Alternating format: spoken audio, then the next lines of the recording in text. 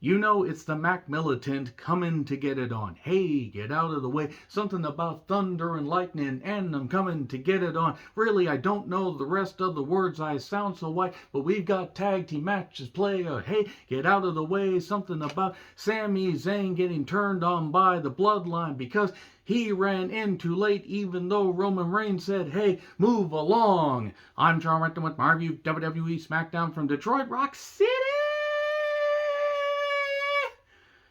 We're just 8 days away from the Royal Rumble. 30 men, 30 women, all human centipede together. It's going to be very, very uncomfortable. That's definitely a premium live event that we will want to witness on the cock, involving a lot of cock.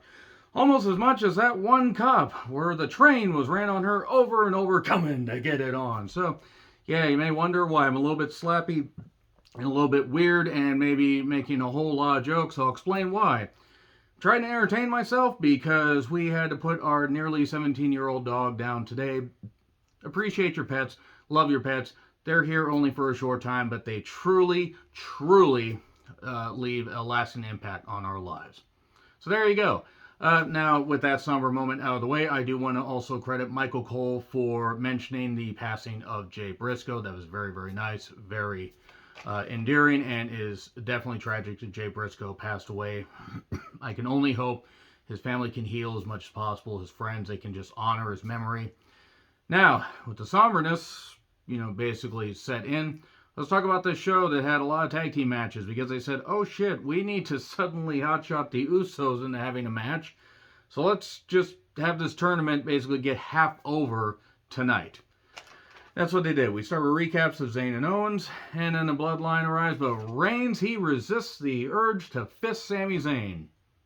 And let me tell you right now, when another man refuses to be fisted by you, and you're just so ready to fist him, and he doesn't want to be fisted, and he just blows you off, leaves your fisting ice cold, God, it's such a goddamn gut punch feeling. It's not a peaceful, easy feeling, because you can't reach around because they're already standing while their fist is brown. I don't really know what I'm on about. So we get to the Banger Bros. Sheamus and not Cesaro, not Sheamus and Cesaro, but no, Sheamus and Drew McIntyre against the War Viking Raider experience thing. Yeah, Eric and Ivar with Valhalla. Did they need to bring Sarah Rowe back? Genuine question. Has she done anything of note? I know that not everybody can always be featured on TV. They can't be featured in matches. They can't do. But what purpose does she serve? None. She serves no purpose. So, quarterfinal tag tourney match, and they just beat the shit out of each other. Both Viking Raiders resisted the urge of being beaten off from behind because, I don't know, I guess they saw the Northmen and said, if we're not going to be around somebody like Anya Taylor-Joy, we don't want anything to do with this.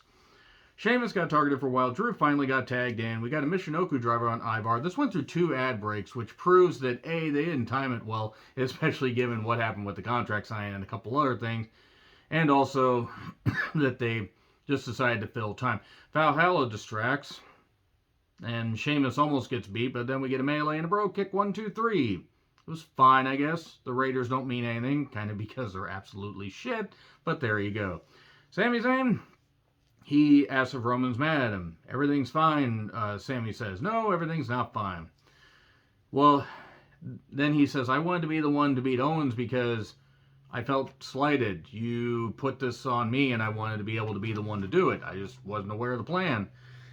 Roman tells him to get out of here, says, what, you want... It's like, why does the tribal chief have to run the plans by the honorary Uso? When did this happen? And it's a bit, or is it a bit? We'll find out later. Raquel then does a pre-tape, and they did 20 takes, and that was the one they went with. LA Knight is trying to make sense of this feud with Bray that I hate. He beats a guy named Greg Jones, I think. I don't actually know the guy's name. And then we get spoopiness that nearly distracts Knight enough to where he could have gotten beat, except this guy on this television program is just an enhancement talent. I actually don't know the guy's name, and I'm not knocking him one bit. And then the Firefly Funhouse is back. We're really glad that you're our friend, and this is the catastrophic mass and this mess will never ever end. So much so that the producer was gonna come in, but he decided, I'm just going to magically open this door by myself. I can't believe that this guy is somehow able to do this. Look at this. Look, he actually did it. My God, Cat. My God. How were you able to do this? He came in just at the right time to talk about the Firefly Funhouse, didn't you? You're really glad that you're my friend, and this is the... By the way, you wanted him back after the Raw review. They loved you on the Raw review. They did. They loved you on the Raw review. They did. Hi. You didn't like this puppet stuff. You were here for this. You were here. Don't you... Hey. You were here for this. And this is the exact expression that he had on his face. This is the exact expression that he had.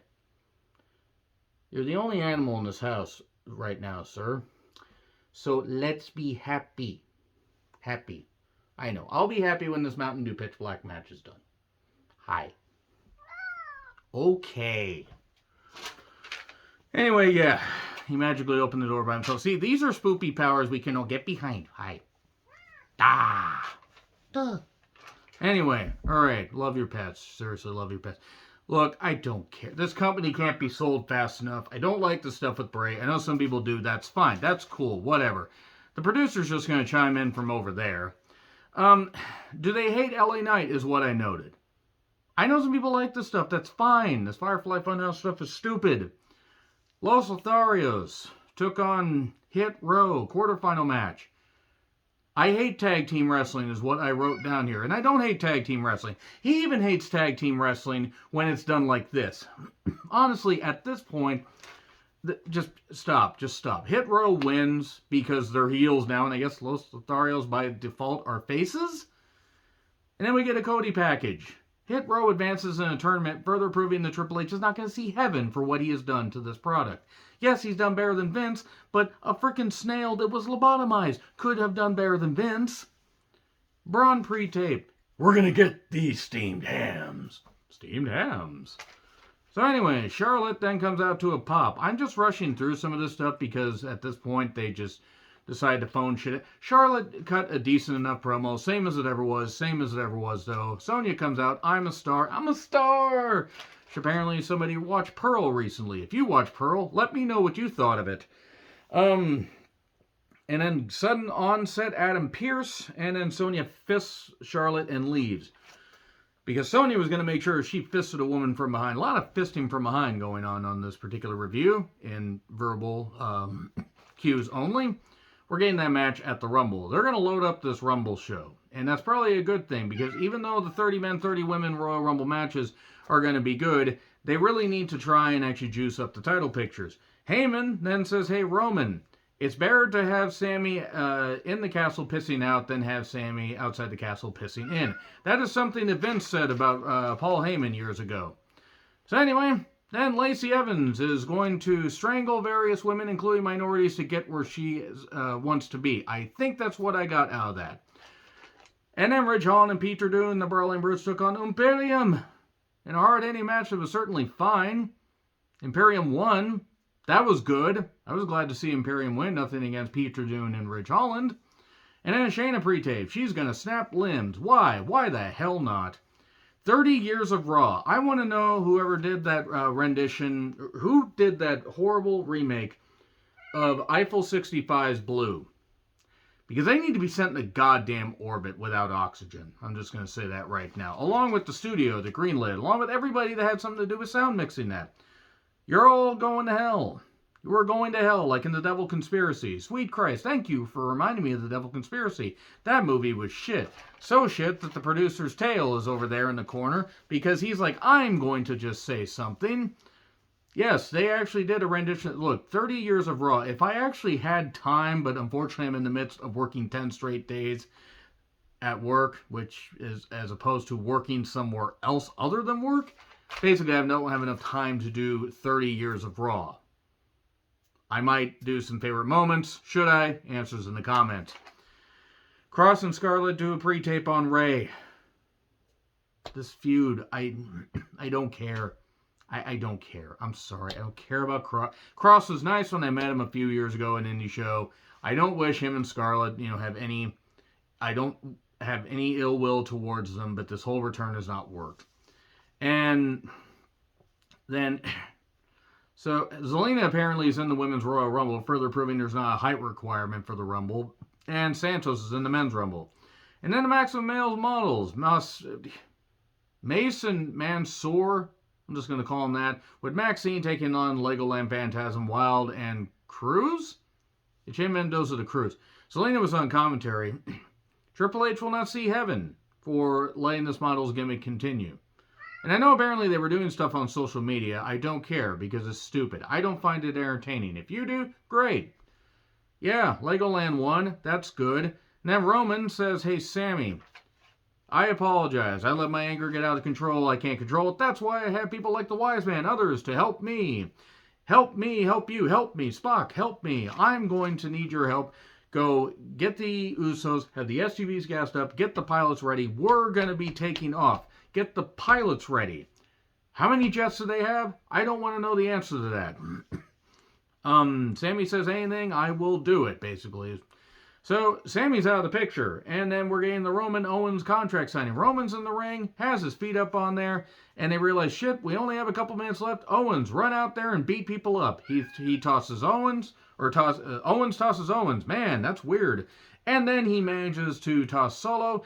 Heyman is all screaming. He stuns Roman, but then the Usos come back out. The Usos are out. Oh no, they kind of get on him after getting kicked a couple times, but then he lays them both out, gets in the ring, puts Owens, god damn it, I really am tired. Owens managed to put himself through the table. No, he put Roman through the table, and there we go. That's pretty much the only shine that Owens is going to get in this. And then Sammy comes down, and Heyman's all screaming. Owens has signed the contract. Sammy has come too late, and that's going to be your separation. Is you got to keep them separated. Hey, hey. Anyway, I just got one more thing to say.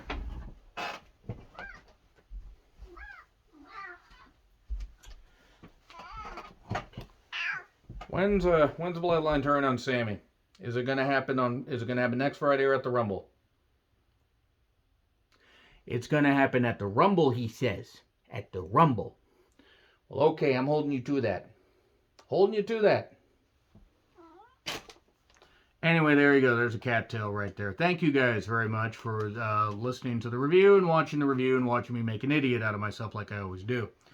So, agree, disagree what I said, like, share, subscribe, Twitter handle in the description. I'm John Ritlin. This is the producer. Love your pets. Appreciate your pets. Even when they want to kill you like this one does. Yep. Right. See you soon, guys.